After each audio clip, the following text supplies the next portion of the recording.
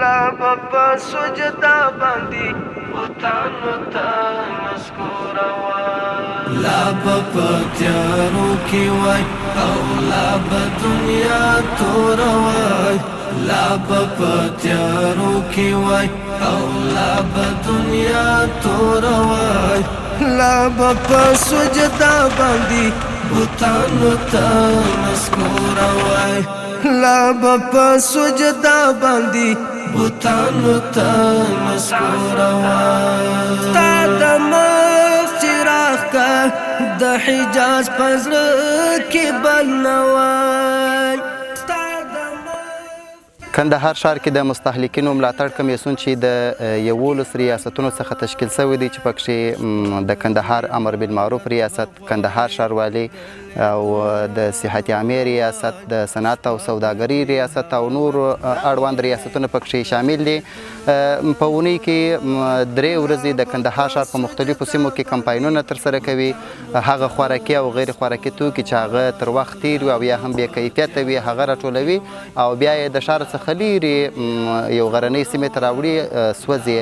نو د تیرې یوې میاشتې په جریان کې د کندهار ښار له بېلابېلو سیمو څخه تقریبا 15 ټنه تر وخت تیر خوراکي او غیر خوراکي توکي دا راټول شوي دي او نن ورځ دا دی د پنجوایي ولسوالۍ اړوند په دا غرنۍ سیمه کې دغه د وسوځل سوله او ختم سول.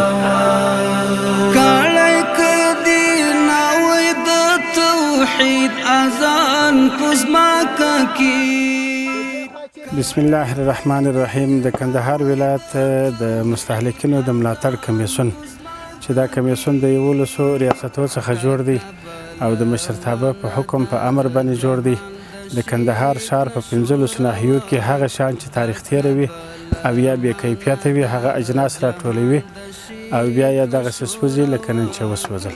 ټولو ښاریانو څخه مو دا غوښتنه ده چې په دوکانو کې دوی شیان رانیسي باید دغه بې کیفیته شیان او تاریخ تیره شیان رانیسي او که چیرې په هر علاقه کې خلکو ته دا معلومه وي چې دلته تاریخ تیره شیان یا بې کیفیته شیان شته باید زموږ د ملاتړ د کمیسیون سره په تماس کې شي هغه ځای موږ ته معرفي کړي. زموږ مقصد دا دی چې زموږ پر ښاریانو باندې خلک د بې کیفیته تاریخ تیره اشیا خرڅ نه کړي. دا بیخي ډېر ښه کار کړی دی ځکه دا د ښار د خلکو د عامو تاوان دی او دا بیخي دا ښه کار کړی چې د ښار د مشرانو او د اوسه ډېره هیله کوو چې دا هسې هر وخت یو خدمت وکړي. په دا ښار کې ډېر بې کیفیته شیان دي چې کشرانو ته او مشرانو ته ډېر تاوان کوي. دا ډېر ښه کار دی او دا ډېر پرمختګ دی او د مشرانو سره ما دغه هیله ده چې هر وخت داسې په دا ښار کې داسې خدمتونه وکړي. دا بې کیفیته شیان که دوا یي که نور داسې خوراکي مواد یي دا باید چې راټول کړي داسې وسوځي او زه ډېر هیله ځینې لرم ډېر خواشینی یم چې دا هسې هر وخت یو خدمت وکړي او داسې پر د دوکاندارانو پر د شیانو باندې وګرځي دا بې کیفیته شیان راوړي. ښاروالي خلکو دغه راټول کړي در وخت چیر شیان نو دا ډېر ښه کار دی چې دا انسان ته ضرر هم رسوي او تاوان هم پېښوي مریضي هم داسې پېښېږي. د ښاروالۍ موټران راغلي دي دلته دغه د دوکاندارانو سره ټول کړي ده در وخت تېر شیان ډېر ښه کار یې کړی دی. موږ ډېر په خوشحاله یو او موږ هیله د دغه څخه د جارانو څخه ده چې دوی د وخت تېر شیانو څخه نور تاریخ پر ونه ووایي او د خلک ته مشکل جوړ نه کړي. موږ ډېر ځینې خوشحاله یو الله دې ځینې خوشحاله سي. ډېر تشکر یو جان مننه.